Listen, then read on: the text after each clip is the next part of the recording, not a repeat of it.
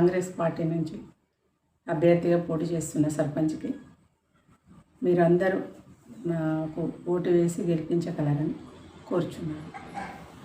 గ్రామ అభివృద్ధి నా ధ్యేయం. ప్రభుత్వం మనదుంది, మన ఎమ్మెల్యే గారు మన మనిషి.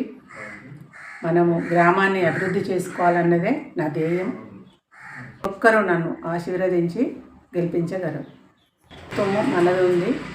మనకు ఊరికి ఇప్పటికీ రేషన్ కార్డు చాలా వచ్చినాయి, ఇంకా కొన్ని తెచ్చే బాధ్యత నేను తీసుకుంటా.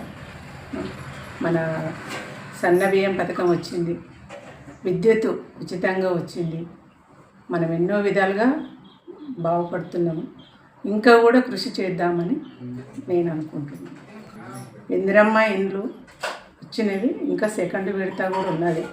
మనం సాధించుకుందాము.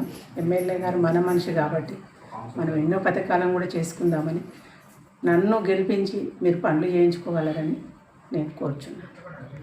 ఈ అవకాశం ఇచ్చిన గ్రామ పెద్దలకు, కాంగ్రెస్ కార్యకర్తలకు కారము.